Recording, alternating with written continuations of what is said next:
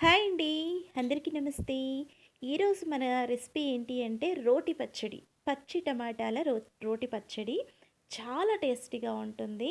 వేడి వేడి అన్నంలోకి కొద్దిగా పచ్చడి, కాస్త నెయ్యి వేసుకొని తింటే ఇక దీని ముందర ఏదీ పనికిరాదండి. ఆఖరికి బిర్యానీ అయినా పనికిరాదు. సో, అలాంటి పచ్చడి మనం ఎలా చేసుకోవాలో ఇప్పుడు చూసేద్దాం. నేనిక్కడ హాఫ్ కిలో టమాటా తీసుకున్నానండి. పచ్చి టమాటా. మరీ పచ్చివి తీసుకోకండి. అంత బాగోదు. కొంచెం వగరుగా ఉంటుంది పచ్చడి. కొంచెం అటు ఇటు ఉండేలాగా చూసుకోండి. హాఫ్ కిలో నేను తీసుకున్నాను. దీనికి సరిపడా కారం నేను పచ్చిమిర్చి తీసుకున్నానండి. మీరెంత కారం తినగలిగితే అన్ని పచ్చిమిర్చి వేసుకోవచ్చు. వెల్లుల్లిలో నేను సగం వేసుకుంటాను. ఫుల్ వేసుకోను. ఒక ఆనియన్ తీసుకున్నానండి. ఒక మీడియం సైజ్ ఆనియన్ తీసుకున్నాను. ఆనియన్ ఎక్కువ వేసుకోకండి. పచ్చడి అనేది టమాటా కదా! దాన్ని డామినేట్ చేస్తుంది. ఇక్కడ చూస్తున్నారు కదా! ఎలా కట్ చేసి పెట్టుకున్నానో టమాటా అలా కట్ చేసుకోండి. కొద్దిగా కొత్తిమీర, వెల్లుల్లి రెబ్బలు, ఒక ఆనియన్, ఒక పచ్చిమిర్చి.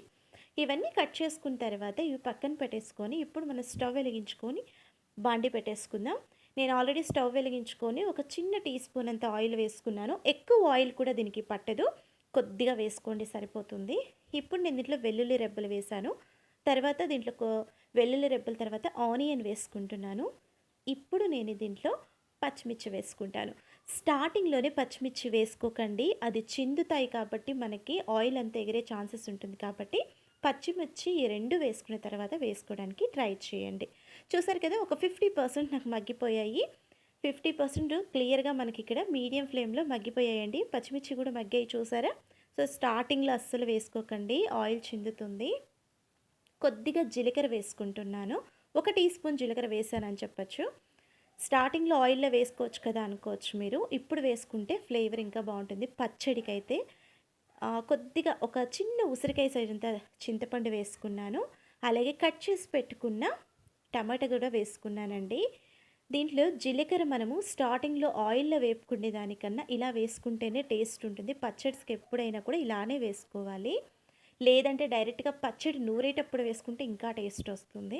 ఇక్కడ చూసారు కదండీ! ఒక 50% మనకి టమాటాలు కూడా మగ్గిపోయాయి. ఇలా మనం మగ్గపెట్టుకోవాలి. అంటే మీడియంలో మగ్గపెట్టుకుంటే బావుంటుంది. దీనికి ఇప్పుడు రుచికి సరిపడా ఉప్పు వేసుకుంటున్నాను. కొద్దిగా మీ టేస్ట్‌కి ఎంత తగ్గట్టే అంత ఉప్పు వేసుకోండి. అలాగే కొత్తిమీర కూడా వేసుకుంటున్నానండి. ఇవన్నీ కూడా మనకిప్పుడు సిమ్‌లో కానీ, మీడియం ఫ్లేమ్‌లో కానీ మనకిక్కడ ఇవన్నీ మగ్గాలి. అంటే ఫ్రై అవ్వాలని చెప్పొచ్చు. సో, ఇలా మగ్గిన తర్వాత నేను చూపిస్తున్నాను చూడండి. ఈ మాత్రం మనకి సరిపోతుంది. మరీ ఎక్కువగా మగ్గాల్సిన అవసరం కూడా లేదు. ఈ మాత్రం మనం మగ్గపెట్టుకున్న తర్వాత దీన్ని మనము పక్కన తీసి పెట్టుకొని చల్లార్చుకుందాము. చల్లారిన తర్వాత నేను మీకు చూపిస్తాను. ఇప్పుడు మనము రోల్ పెట్టేసుకొని రోట్లో దంచుకుందామండి. పచ్చళ్ళు ఎప్పుడూ కూడా రోట్లో దంచుకుంటేనే ఆ టేస్ట్ ఎక్స్ట్రార్డినరీ ఉంటుంది. మిక్సీ కన్నా కొంచెం ఓపిక చేసుకొని రోట్లో దంచుకోండి. నేను ఎప్పుడు పచ్చళ్ళు రోట్లోనే దంచుతాను. చిన్న రోల్ పెట్టుకున్నాను నేను. చూసారా? సింపుల్‌గా అయిపోతుందండి. ఒక్క 5 మినిట్స్ మనం కష్టపడ్డామనుకోండి పచ్చడి టేస్టీగా ఉంటుంది. మనకి కూడా కొద్దిగా ఎక్సర్సైజ్ అయినట్టు ఉంటుంది. మన హ్యాండ్స్‌కి కూడా మంచి ఎక్సర్సైజ్ అవుతుంది. మన అమ్మమ్మలు, తాతయ్యలు వీళ్ళందరూ కూడా స్ట్రాంగ్‌గా ఉన్నారు అంటే వాళ్ళు ఖచ్చితంగా బాడీకి వర్కౌట్ చేశారు కాబట్టే అని చెప్పొచ్చు. మనం ఇప్పుడు జిమ్స్‌కెళ్తున్నాం కదా! అలా కాకుండా వాళ్ళు న్యాచురల్‌గా వర్కౌట్స్ చేశారు. ఇలాంటి వర్కౌట్సేనండి. ఇవన్నీ మనకి పాతకాలంలో ఉన్నాయి. ఇవి మళ్ళీ మనం కూడా చేసుకుంటే మనం కూడా ఎంతో ఆరోగ్యంగా ఉంటాము. సో, పచ్చడి అనేది అయిపోయిందండి. చాలా చాలా టేస్టీగా ఉంటుంది.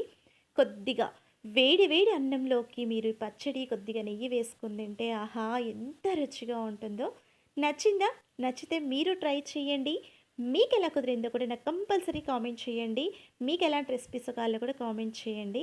నచ్చితే లైక్ చేసి, షేర్ చేసి నా ఛానల్ నచ్చినట్లయితే సబ్స్క్రైబ్ చేసుకోండి.